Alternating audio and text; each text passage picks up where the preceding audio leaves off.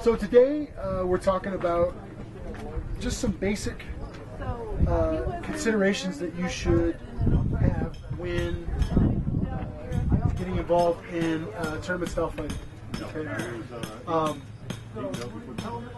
If you've been playing for any length of time, you've noticed that melees are a lot different from tournament, and they come with their own kind of set of kind of thoughts that you should have about what you're doing.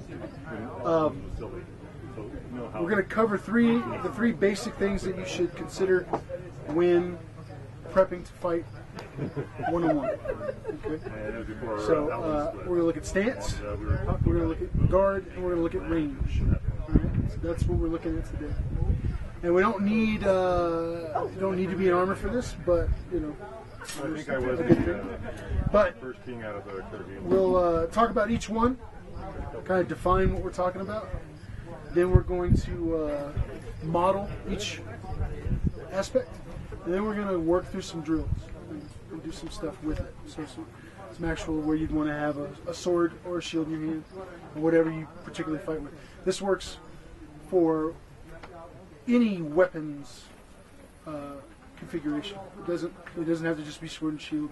I fight a lot of sword and shield, so that's what I use, but it's not limited to that. You know, Florentine fighters, great weapon fighters, it doesn't matter.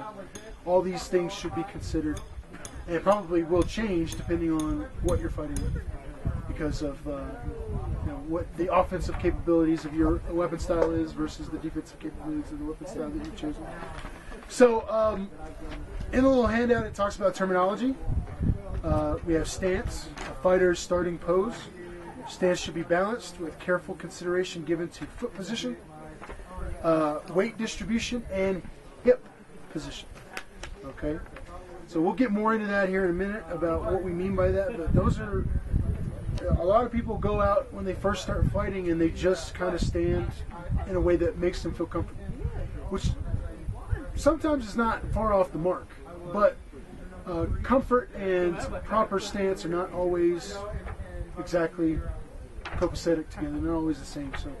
So you do want to be relatively comfortable in your stance, but you do want to have all those things that were mentioned. You want to have a good foot position so you're balanced. You want to distribute your weight in a way that is meaningful. Notice I didn't say balanced necessarily, but you want to be able to know how much weight you have on the back foot versus the forward foot, depending on what you mean to do. And then making sure that your hips are not out of position. It's very important. Your ability to be able to move forward, backwards, laterally, at angles is going to be determined largely by how you stand when you get started. If you're in a bad stance, moving quickly is going to be difficult. So, the other thing we're going to talk about, one of the other things we'll talk about is guard, which is defined as a fighter's starting hand position. Okay, where are your hands? If you're fighting with two swords, where do you put them? If you're fighting with a sword and shield, where do you put them? That sort of thing. A fighter must consider what guard works best for their purpose and abilities. Weapon choice also factors into this aspect of fighting of a fighter's technique. One must be aware of a guard's strength and its weakness while being able to compensate for the latter. Okay? So we will go into talking about what guards are common and kind of better understanding the purpose of a guard so that you can adjust your guard for what's best for you. Hi. Hello, I'm sorry, I'm late. No worries, no worries. We were just saying that we'll be talking about stance, guard, and then we were just getting into range. Okay. So range is the space a fighter maintains between their opponent. Range can be manipulated to a fighter's advantage. Knowing how to maintain the desired range is crucial to controlling the fight. So we'll talk about how we label range between a fighter. We'll also talk about how we can manipulate range in a practical sense. So we'll be looking at how to move from one level of range to another. So either closer or further away, depending on what we want to do. So we'll be talking about all those things today. Okay. So to begin with, we'll do stance. So everybody want to stand up for this and look at the feet. All right. So let me move this. So as I mentioned in the handout, foot position is pretty crucial. I was taught many years ago that you want your forward foot to point to whoever you're addressing. So having that forward foot pointed at your opponent is kind of I guess the thought process is that that's kind of a guiding influence. Right? If you point it at the guy the person that you are meaning to engage, you kind of have that going on. But the truth is that I've seen people in a horse stance like this. I've seen people cocked that way. I feel like to a certain degree it's a comfort thing, but I continue to maintain that this is good for me. The other consideration is what to do with the back foot. Now, if you stand like this, you can potentially have some issues being pushed off balance this way. Okay. So what I like to do is give myself kind of an L shape with my stance in general. If I'm fighting shield foot forward. Now that all goes out the window if I turn. It's a different thing. When you quote unquote goofy foot. Right? So if you put your sword foot forward, I tend to reverse it, but sometimes it's like this, where they're both pointed at them. It's a different sort of thing in my mind. But your basic stance, if you've got a good L shape, and making sure that your hips are over your feet. You don't want to lean in too far forward. You don't want to get back here, okay? Because that gives you balance issues, okay?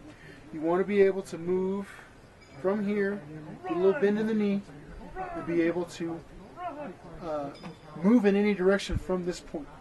But if you start off like here, and you're all forward, that can cause some problems, especially if somebody rushes you or starts to get you to follow them very quickly, because your center of gravity is over your base.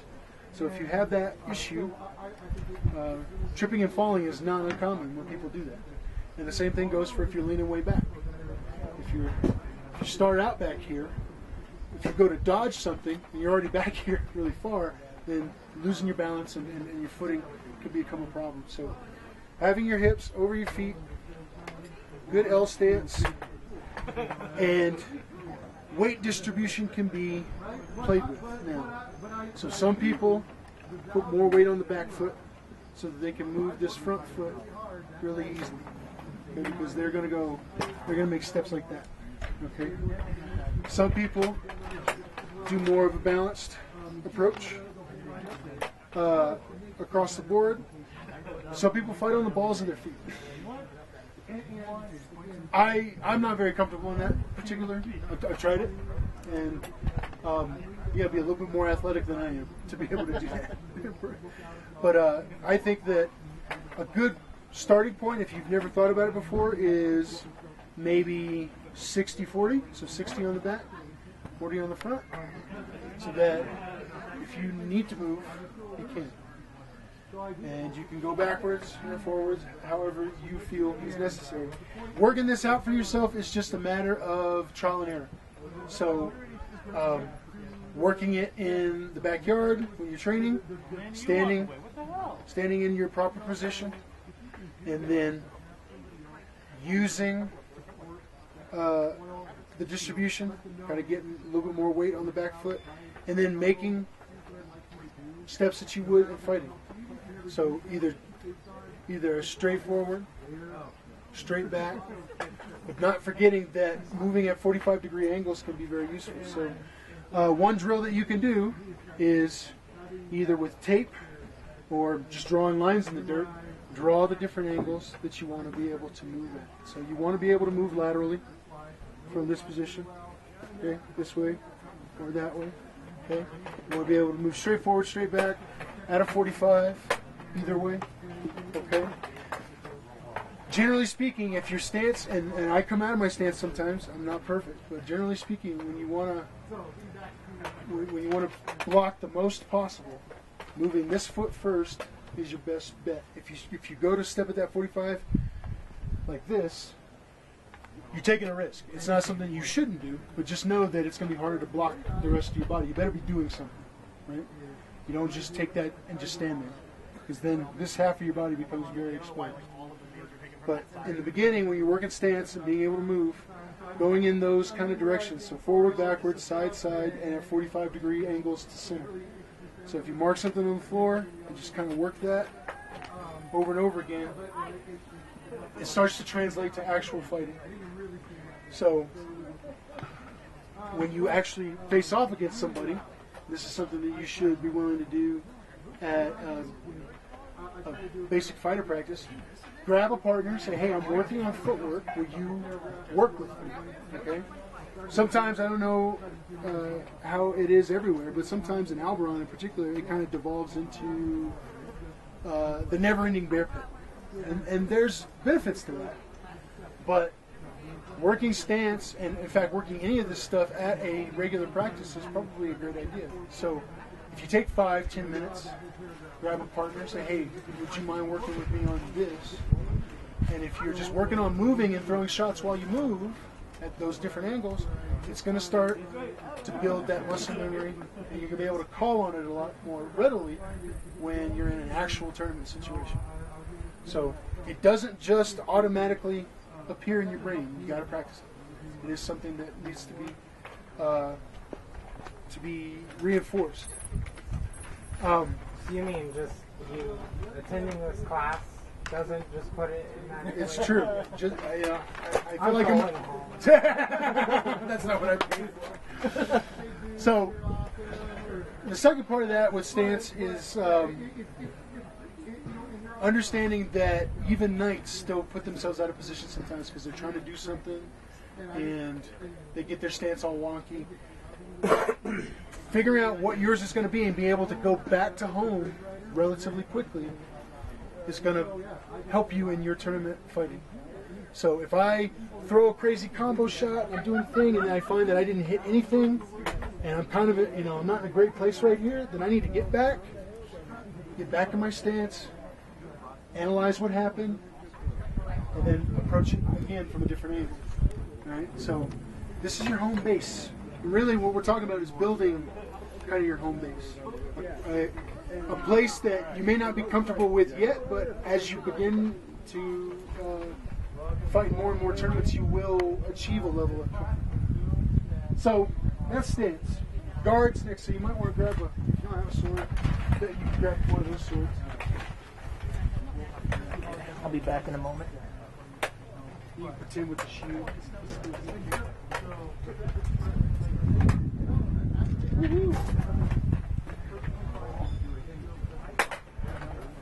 All right.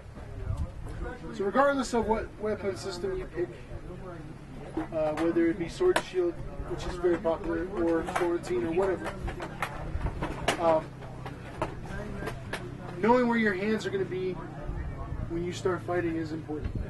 For most people, particularly if you are going to start fighting very close to somebody, because where your hands are is going to determine how covered you are, really.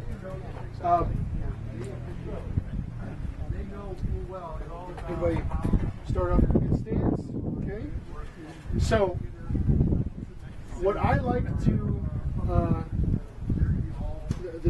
the notion that I like to espouse is that this top part of the shield, if it's flat, and even if it's round, needs to be able to cover your opponent's shoulders. So, I should be able, when I look at you, I should be able to see your head and your hands, obviously, because they're above your shoulders. But I've got your shoulders covered. Okay, I can't see them from where I'm at because I've got it at that level.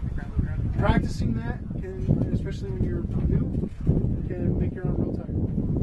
So, what I like to do is I like to do it in a progressive way, which is standing in front of the mirror at home.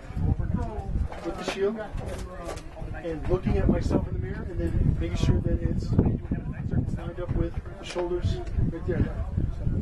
There you go. All right. Now, there's a lot of people that will talk about where does the sword go. Okay.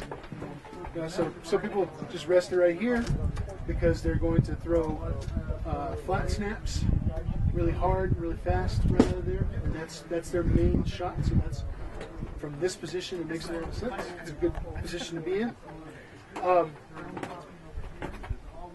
I like to have my basket hilt behind the shield a little bit. If you're hanging out here, you're just asking to get hit in the arm. So I like to be back here a little bit. And I like to have a little bit of an angle, kind of angle back towards my head. Now that's not the end all be all. Okay? I can do a lot with this. Block here, if it comes this way. Okay, I can block this shot over here. Okay, I'm pretty covered with what they call that kind of rainbow technique. Okay, if they go for the deep wrap, I get this. And I also work with my corner. If I have a corner, my corner can be very useful. Round shield, not as much, but well, depending on how you look at it. So round shields typically, have to be a little bit more firm on this block here, just because there's not a corner to help. Okay, I can just throw this here real loose, and usually it's going to catch just about anything that gets thrown out there. But a round shield, you got to be a little bit more, and sometimes you got to bring the shield back a little bit to catch those wide, like that, just like that. Not too much because you don't want to open up your belly, but you got to move it over. Whereas the corner is a pretty hard stopping point. But I know a lot of people that fight like this. Okay, they lower the shield a little bit and they get kind of this center situation going, so that they can block here and here. Okay, all right. That's one exclamation point. I've heard it called. There's a lot of ways to do it. You definitely don't want to. If you've got one, the explanation. if you've got one of those types of hilts, you can put it right here and actually look through it. I don't have that situation because mine's plastic, but I've seen people do that.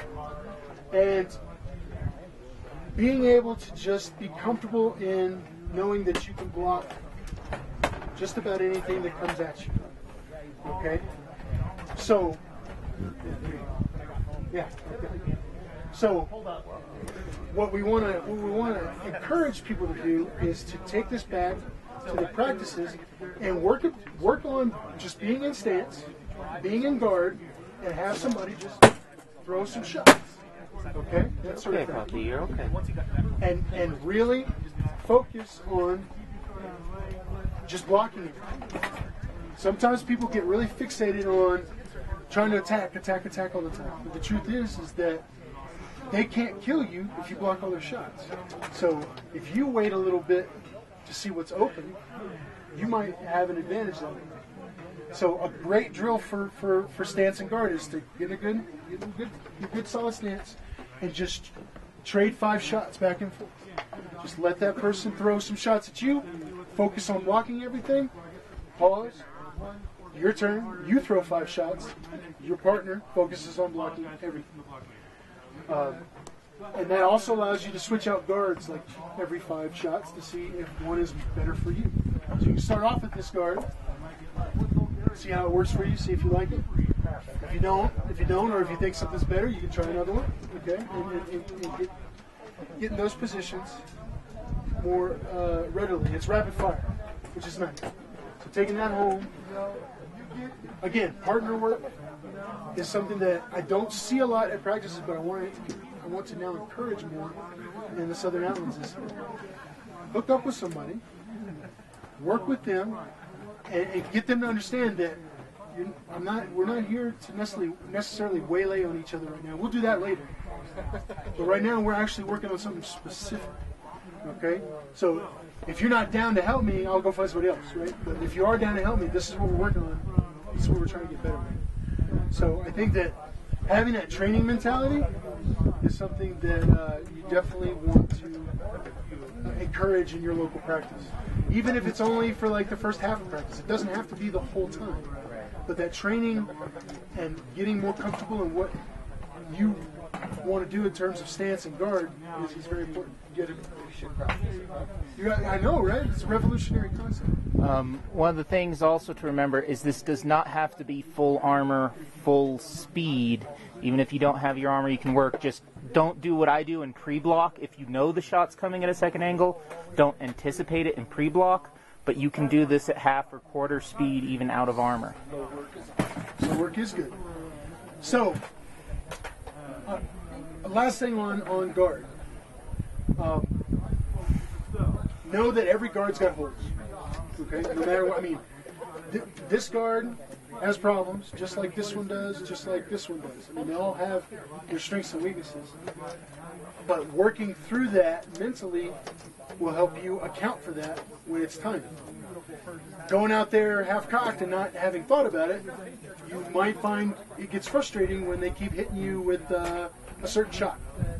But catalog that, think about it, work it out on your Pel or with a partner.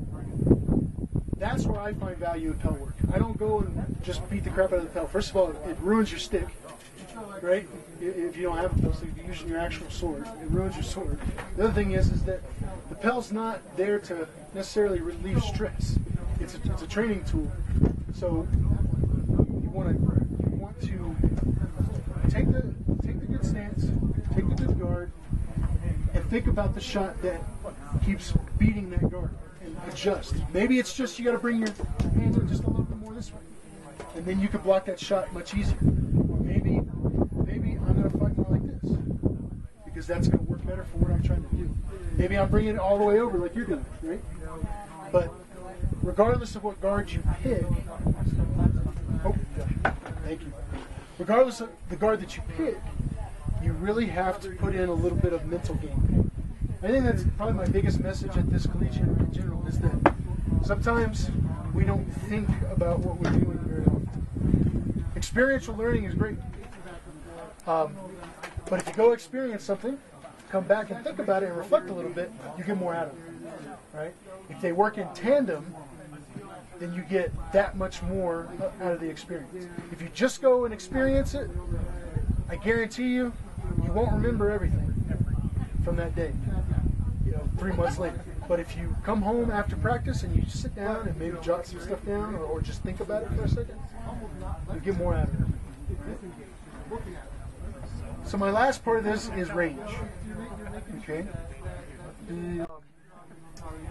Sir Albrecht's going to teach a couple classes later today, and he's going to talk about range as well in a greater capacity. But for this, we're just going to define range. So I'm just going to use you, if that's okay. So A, B, C, and D. It was real brilliant when they came up with this. Straightforward. Right now, if I were to throw a shot, I could hit him, but it wouldn't. He's basically almost out of it. I'll take a step back. This is D range. Okay, this is before I've entered into actual combat with this person. Because if he threw a shot and I threw a shot, we would not touch each other at this range. C range, just a little bit further.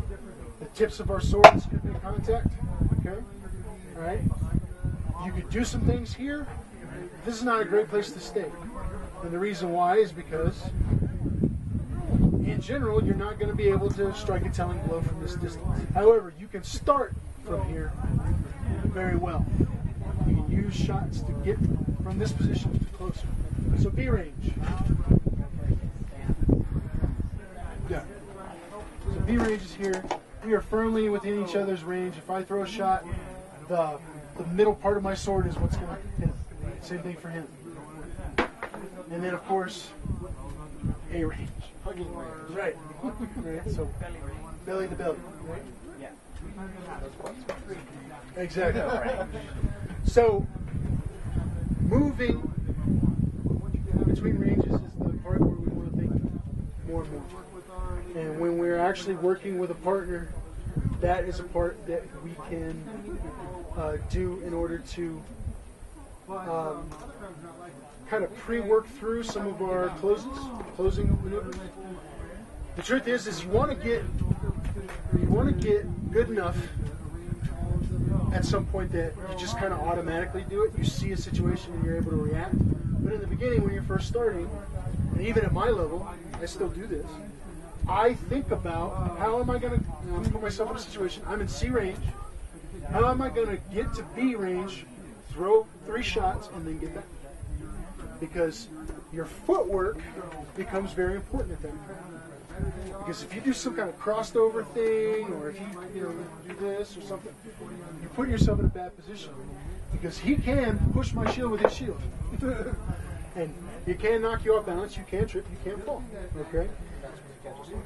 That's right. I've seen many of people that stumbled and opened their guard, and then that's when they got killed. So thinking about how you can close that distance with, I guess, the most efficient use of steps is probably a good use of your time. So we can put these down for now.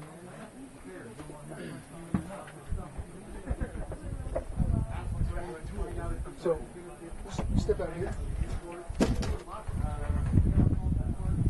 So get a good stance. There we go. So the easiest way, the simplest, basic way to affect range is to switch. Not like that. Watch what I do. Watch my feet. So I just put it. Okay. I didn't take a step forward. I just replaced where my foot position. Now, you may be comfortable with that. You may not. Goofy foot is a weird thing. I'm very comfortable. But if you'll notice, I love this demonstration. This is something Thomas did with me many years ago. But if I throw this shot, okay, I might hit you. Right? You got a shield, so there's a good chance that you're going to block it. Right? I mean, it's right at the end of my reach. However, if I throw that same shot here, it's much more. So a simple manipulation of range is to simply put your sword foot forward. Not take a full step forward. Don't confuse that, because that's very different. Just switch. Rotate your hips. Can it take C from C to B? It can. It can take you a full range forward without getting your physical body really any closer. It's just your ability to. It's your body mechanics. Your sword foot being forward allows you to just get that extra reach. A really easy way to look at it, like if you go back into your stance, if you watch his sword shoulder and see how much it comes forward, you just gain like 6 to 8 inches. Well, and we saw that with the stick, where Yeah. the point is ending up here initially, and then it's back here. So it's, Right. And Exactly. I've seen it done very smoothly, so smoothly that the opponent didn't notice. So the guy was here and then switched, and his opponent wasn't watching his feet, and so thought he was out of range. It's Especially true. if you use a big shield like that you can hide behind. Yeah. A But if your shoulders don't move, You can either use a big shield to hide behind, or throw a shot to get him to raise his shield and not concentrate on your feet and cover the movement. Because Thomas, I think most of you probably know Sir Thomas. He was my knight. He was a Florentine guy. He didn't have the advantage of the shield, but he doesn't move his shoulders at all. He is stone from waist up. He doesn't move, but he can move his feet and really blow you into that sense there. Oh yeah, I'm way back here. I'm way back here. So that's probably one of the simplest and most effective ways to play with range. Kind of, I would say, safely. Okay, because you still got pretty good range on your opponent, and if it doesn't go right, you can still back out pretty good. One of the other lessons of range that I like to really emphasize for people is they can't hit you if you're not there. All right.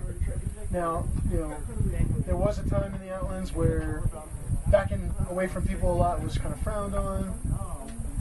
That's not really a thing anymore that I can tell, because I do it all the time.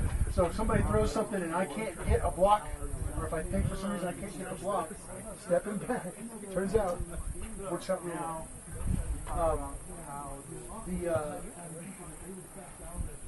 Being at range, or being out of range, can be as effective as giving them. This is what I'm trying to get better at. I'm personally working on, which is I'm really good at stepping out and getting them to go, whew, right? But turns out, if he's going to throw a shot and I step in, I can also take away his shots. Okay? Reason being because he was not anticipating me to be here. So, unless he adjusts that shot really quickly, he's just going to throw a shot right into a bunch of shield. Right as I'm coming in, and then I can. It's like when they turn into the torpedo. Right. Same sort of thing. Exactly. So, that's some basic manipulations of range. I think it's best to try to develop a good habit of stepping with the forward foot and replacing it.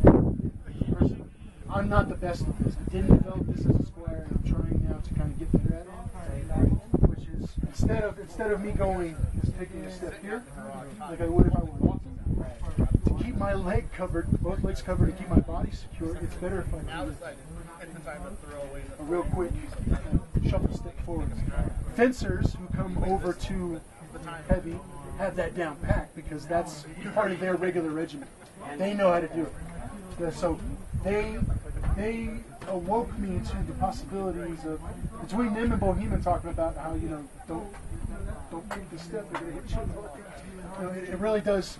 If you can practice just that kind of stutter step forward, do it over a length of 5 feet, turn around, go back the other way, just kind of get that. It's true. It's true. I do not deny it. They got that part down for sure. And that's not the only part they got down, but that's one of them. Okay. Similar. Tempest has been telling me every once in a while this step. There's some wisdom in that. Breaking the pattern is never a bad risk, I think. Right. You make a pattern, break a pattern. So if you have established that you're doing this several passes and you're both still alive, throwing that into it can throw them off. Absolutely, it can be to your advantage. I just thought it was funny that we're processing. Yeah, absolutely. So, when doing an actual close, when you're not just manipulating range from back here and you're trying to do little stuff, when you're actually going to close, it's best to accompany that with something. Okay? Whether it's what we call a clearing shot or a clearing combination. But it's best not to just say, oh, I'm here. Okay? Usually that's inviting potential problem for you. Fast-handed fighters will just snap and throw a fast snap and just hit you inside the head. No. So if you grab that shot, if I'm gonna actually close on this guy, okay, I want to get him out of his comfort some way. So I get here, okay, throw a shot, and as I do that, I can step, okay, and I can step, okay.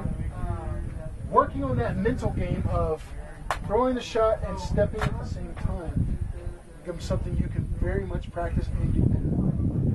And I'm a big proponent of do the slow work, but also do the footwork with it too. Because if you're just throwing slow with the shots, well, yeah, your shots will be good, but it's not just about throwing shots. This is kind of a dance. You got to get in there close enough to be effective. So if you're out here throwing really good shots, but they're all getting blocked, it doesn't do you much good. However, if I throw a clearing shot and step, okay, now I am at B range, and I'm pretty comfortable here. If he throws something at me, I'm pretty confident I can block those stuff, and he's going to throw. By contrast, if I just step, he might flip me in the face, he might hit me in the leg. There's a number of things. You want to provide that distraction to give yourself a chance to fill this space, close it. In the beginning, when you develop this sort of thing, you throw the shot and step, and eventually over time, you work it and you practice it until you're like, okay, so I throw a shot and step at the same time. It's a fluid motion. first, it's not going to be fluid. You're going to be fighting. You're going to work at different angles. You're going to try different things. But the same thing's true regardless if I'm going straight back and forth, if I'm going to the side. Okay. All right. I could throw a shot here. Sorry, you're good. You okay? Yeah. I tried to do that very slowly. Hit your sword, and I failed. I could throw a shot there to get him distracted, and then be in a good position here. Same thing here. I could throw a shot here. Okay. Something to get him to blink a little bit. Move his shield. That sort of thing. Yeah, and that's true too. Sometimes you can end the fight right there. Yeah, you don't ever want to. Don't throw what some people call a fake. Don't necessarily do that. Throw a shot, but just move when you throw the shot. Make it one maneuver. I'm going to throw and move at the same time. Okay? And that can work going backwards as well. Okay? Throwing a clear shot where I just come down here and step back is also effective. So if I'm here and he's covered up so good and he's blocking, I'm throwing the rack and he's blocking and screw this. I'm going to get back out, reset, work it from a different angle. Yeah, exactly. Everybody does this, so I'm not going to say don't do it because it is what it is. Everybody gets excited in tournament fighting. Even to this day, there's certain fighters that I fight that I get amped and I want to go out there and throw all the shots. I can take you. But I do better personally, and I think a lot of people do better in general when you relax a little bit and let the fight take its time, whatever time that is. Learning that from watching Stavros. I haven't got it down. He's so relaxed. He is. He absolutely is. That's a good example. Hey, what's up over there? Oh, are you dead? All right. And then the first time he spins on you. His Majesty right now, King Lee, is also a great person to watch. He's analyzing what you're doing, and then he is executing a plan based on what he's seen. And a lot of people just go in swinging, and that's okay. We all start something. The truth is the more time you spend just kind of comfortable, guarded, ready to go, if somebody throws a shot. So if you close on me and you throw something, I'm gonna do something. I'm gonna react to it. I'm not gonna not fight, but eventually I'm watching you to see what happens, and then I can play with your range by throwing some shots here, or throwing some shots out here, and seeing how you react. Because one of the things that I've been taught relatively recently, I think I always kind of had a sense of it, but put it into words, was His Majesty of Angel, Illinois. I took a class with him about a year ago, and he talked about how you don't necessarily want to throw at the open spot. So when I look at you, I don't have much open. Right here is about as open as it gets. Right against it. I could maybe throw the back too. The easiest spot would be the eye flank. But if you're a fighter worth his salt, you're going to know that that's your weak spot. So if I throw that, you're going to block it, right? So what I really want to do is throw here to get you to move, okay, and then try to come in here once you need. So don't necessarily, once you've got to the range you want to be at, and you're actually actively engaged in fighting, don't necessarily go for the most obvious point of attack. Because if they're leaving it open, they know it's there. Okay, I know that this space right here is open on me when I fight like this. So I'm prepared to block with a corner or to do this or what have you. It's just a little flick of the wrist. So it's very interesting. You're right. Sometimes it's rather. We talk about economy of motion, and when we train, and sometimes that's exactly it.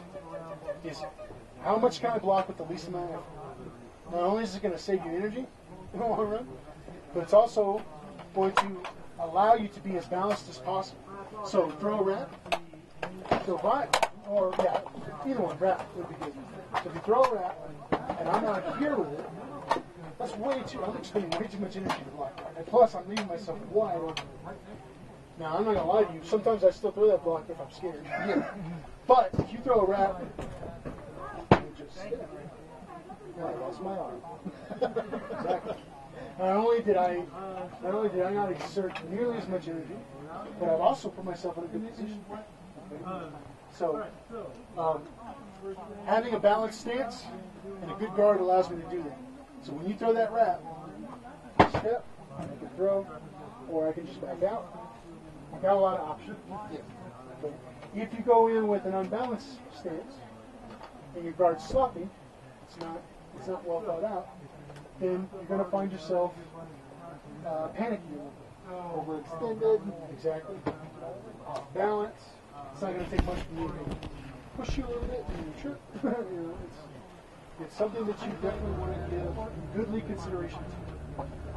If someone trips on a tournament, can you put them on the ground? No. You have to help them up. No, I can help that. It'd be nice if you did. That'd be very sure. Most of the time, marshals will call holds if they see someone. Generally, yeah. That's a hold worthy thing.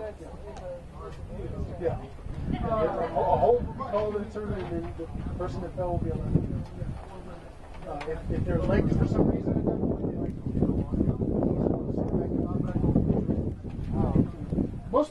most of the falling that I ever see is close to the edge of the ring anyway.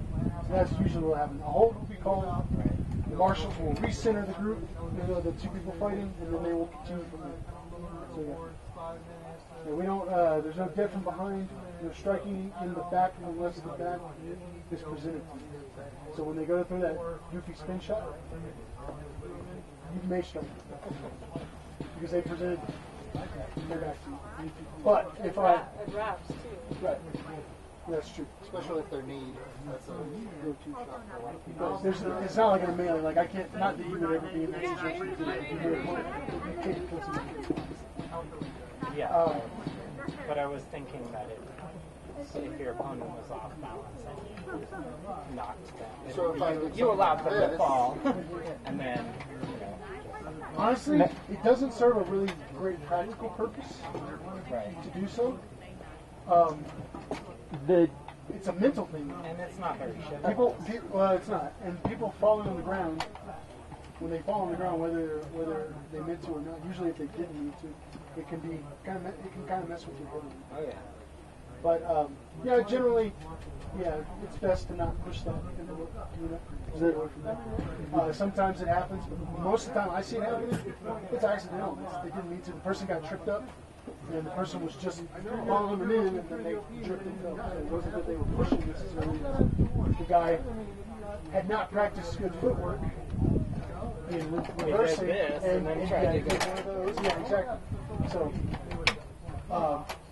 practicing your footwork, moving in and out, and side to side, all directions, because in a fight, you may be called on to in order to protect yourself and to be in an advantageous stance, you might have to move.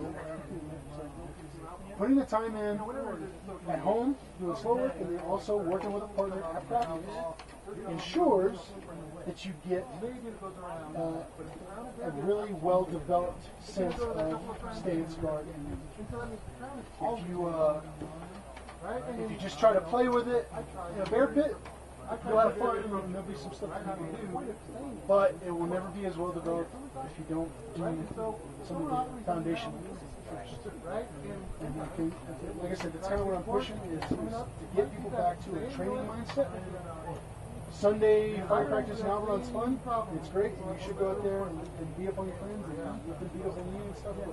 The truth is if you really want to get better at this game, you have to put a little time in and a little time in one-on-one. And then go out and try your skills as you develop it. Go out there and be like, all right, I worked on stance all this week. Okay, I did some drills with equipment. Now I'm going to go out there and I'm going to look at movement and I'm going to kind of make little notes. Was I able to step in at that 45-degree angle like I wanted to? We were able to do that.